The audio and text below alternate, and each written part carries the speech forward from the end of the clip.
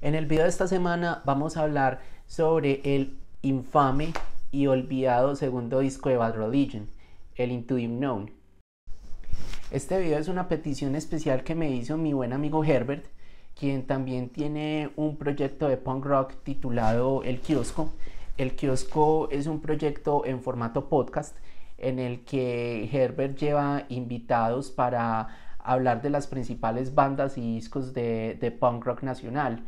Han habido invitados, yo entre ellos, en los que hemos hablado de 911, de Tom Sawyer, Johnny All Stars, La PM, Autogestión, Cytogens, Código Rojo y muchas otras más.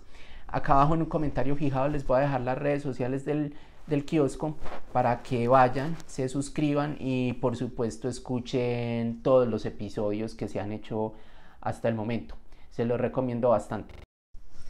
Para quienes no están muy familiarizados con la historia de Bad Religion o con el tema del Into the Unknown en particular, Into the Unknown fue el segundo álbum de estudio de ellos, un álbum bastante polémico porque dieron un giro completamente radical de lo que mostraron en su primer disco How Hell Could Be Any Worse a un sonido completamente imprevisto, algo que nadie se esperaba.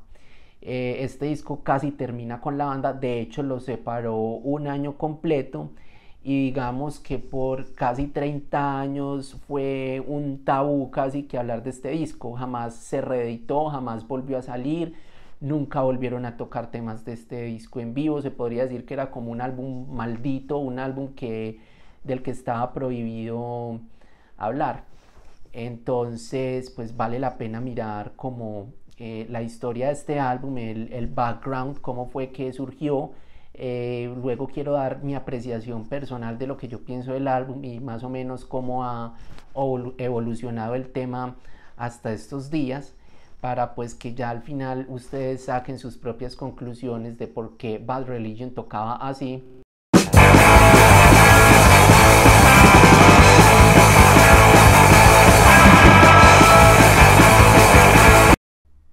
Y en su segundo disco pasó a tocar así.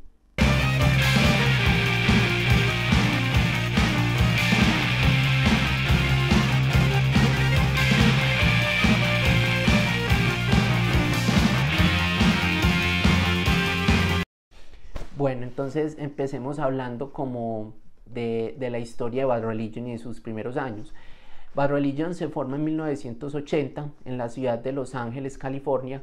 Su alineación original estaría conformada por Greg Graffin en la voz, Brett Gurewitz en la guitarra, Jay Bentley en el bajo y J.C. Stroud en la batería.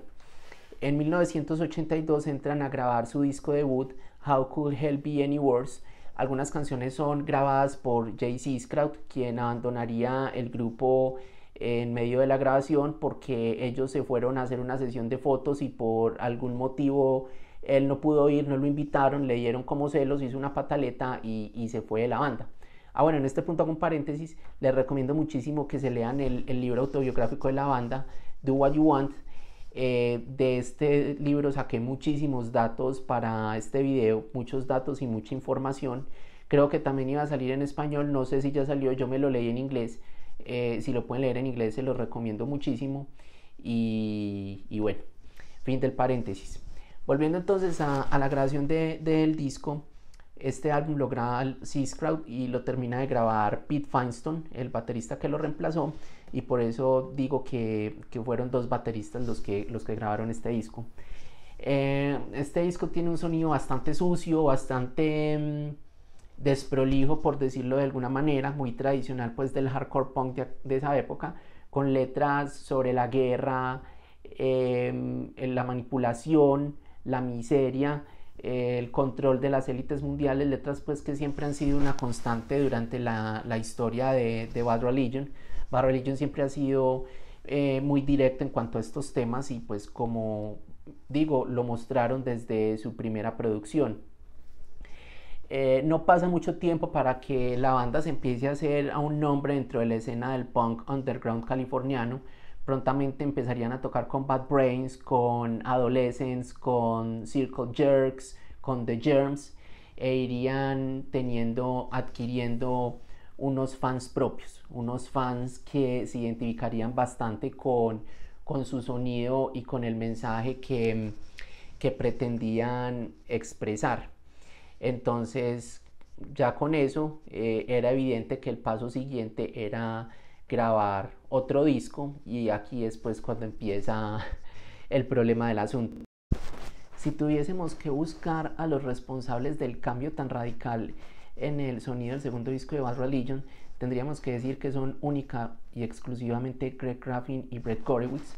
Ellos eran muy fanáticos del rock progresivo antes de descubrir el punk rock.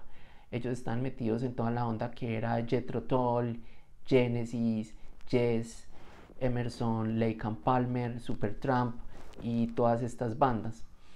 Entonces el asunto comienza cuando Gurewitz consigue un sintetizador para ayudarse a escribir las letras del segundo disco. Él dice que empezó a componer con base a este instrumento. Un día llega a un ensayo y les enseña el resto de la canción It's Only Over When, canción que se convertiría en la primera del Into the Unknown, tanto compuesta como la primera como tal del disco. A Graffin le gusta muchísimo esta canción porque, reitero, él también estaba muy metido en la onda del rock progresivo antes de descubrir el punk rock, y siente la necesidad de componer una canción similar como a modo de respuesta a lo que hizo Gurewitz. Entonces al ensayo siguiente trae Virignosis, que sería la tercera canción del Into the Unknown. Hasta ahora pues todo andaría muy bien. Los problemas comenzarían cuando entraron al estudio.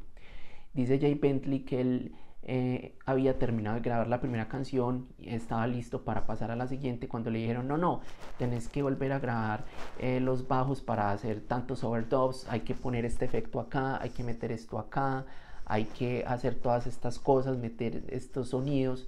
Y Bentley se sintió bastante contrariado y bastante sorprendido por esto. Él decía, pero, o sea, nosotros somos una banda de punk, nosotros tocamos punk rock, nosotros hacemos música sencilla y rápida, esto no es punk, esto es rock progresivo.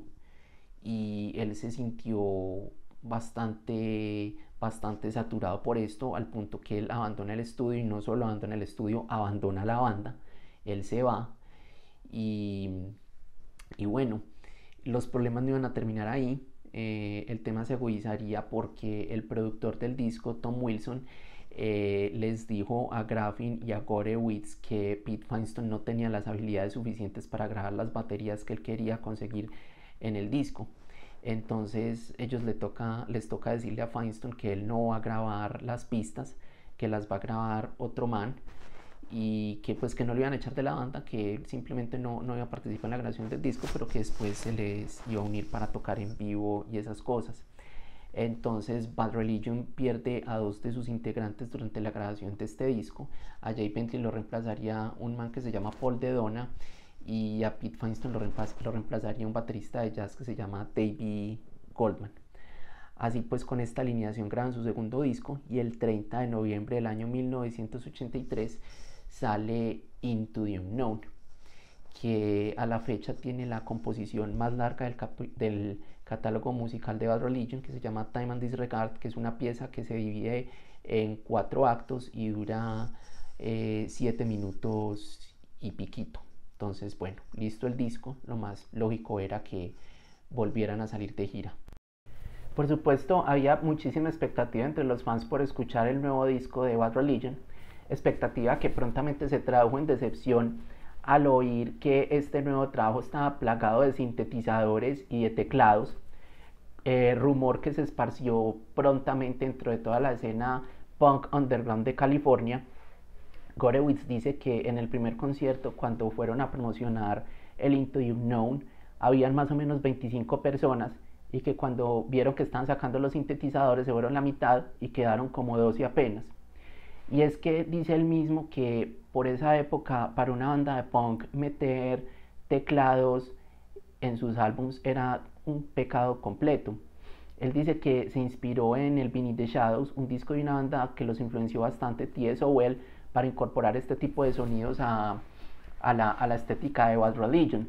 y que a T.S. Sowell también los criticaron bastante por haber hecho esto, pero dice Gorewitz algo muy interesante, y es que muchas bandas de punk durante los 80s hicieron esto, incorporaron teclados a su sonido, influenciados por el post-punk británico tan popular en aquella época, Joy Division, The Cure, Bauhaus, Killing Joke, y pues se nutrieron como mucho de esas influencias.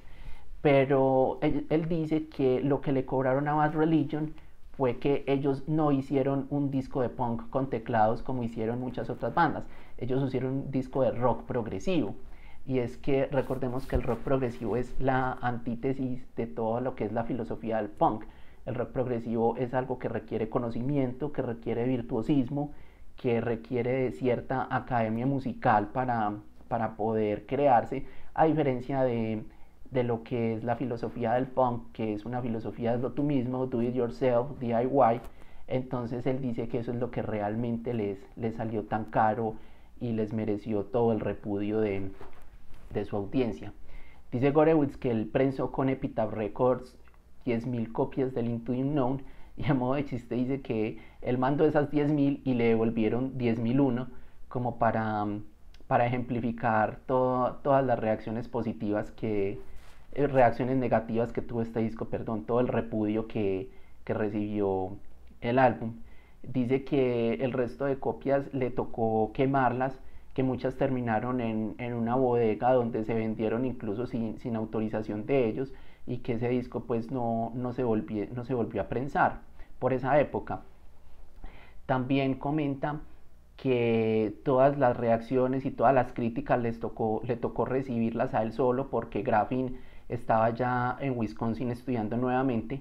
Si no estoy mal, para esa época él ya estaba haciendo la maestría en paleontología, entonces digamos que fue él el único que le tocó todo ese rechazo y toda esa prensa negativa que recibió el disco.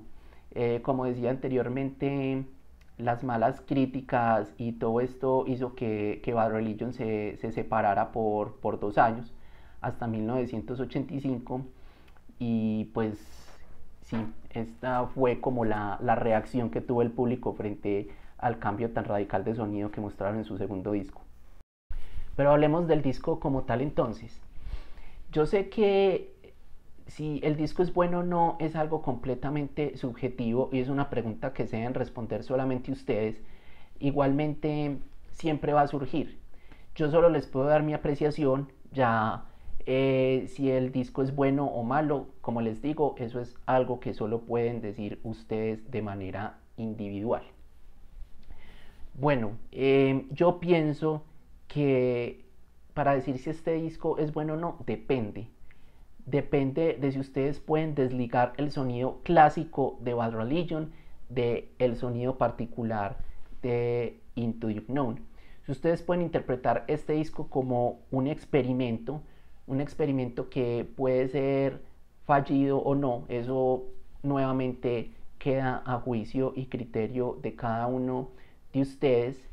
Pero si pueden desligarlo del sonido tradicional de Bad Religion, puede que les guste, y ya les voy a decir por qué puede que les guste. Pero si ustedes no pueden desligarlo del sonido tradicional de Bad Religion, creo que este disco no les va a gustar. Decía que puede que les guste porque pues yo pienso que para que este disco les pueda gustar, tienen que tramarles todo este rollo del rock progresivo, todo el rollo de King Crimson, Yes, Emerson Lake and Palmer, Genesis, David Bowie, porque este disco tiene elementos de todos esos artistas que se pueden notar evidentemente en todas las canciones.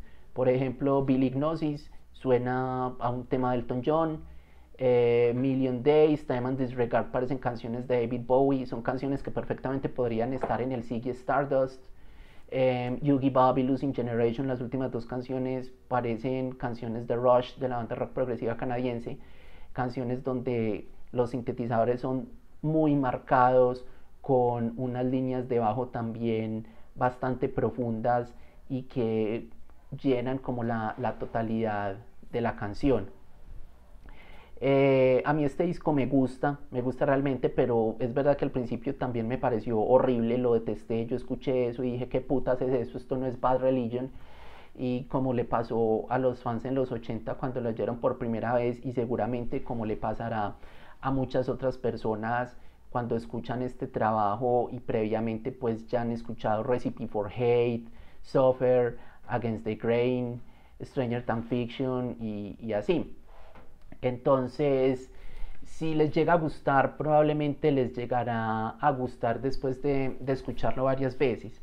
Eh, yo trato de verlo más que como un disco independiente de Bad Religion, como un disco de una banda distinta.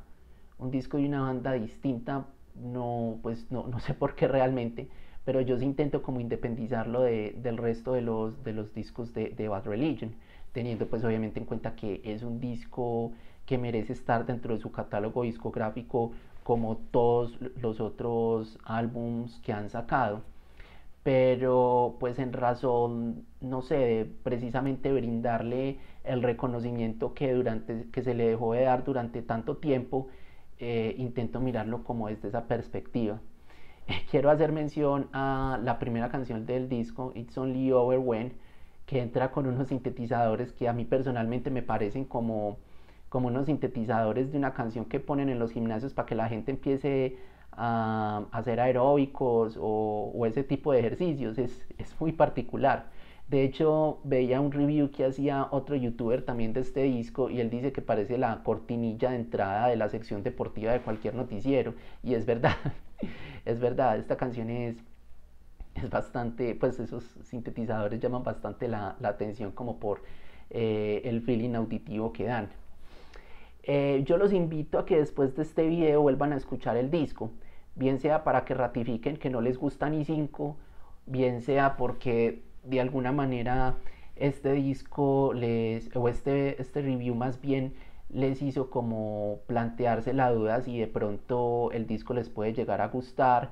Si no lo han escuchado también pues vayan y lo escuchen, se lo recomiendo. Si no lo han escuchado, intenten escucharlo con una mentalidad más abierta, desligándolo de lo que ustedes ya conocen de Bad Religion, porque digo, en mi apreciación esa es la clave para que uno le coja, para uno cogerle el gusto a, a este trabajo.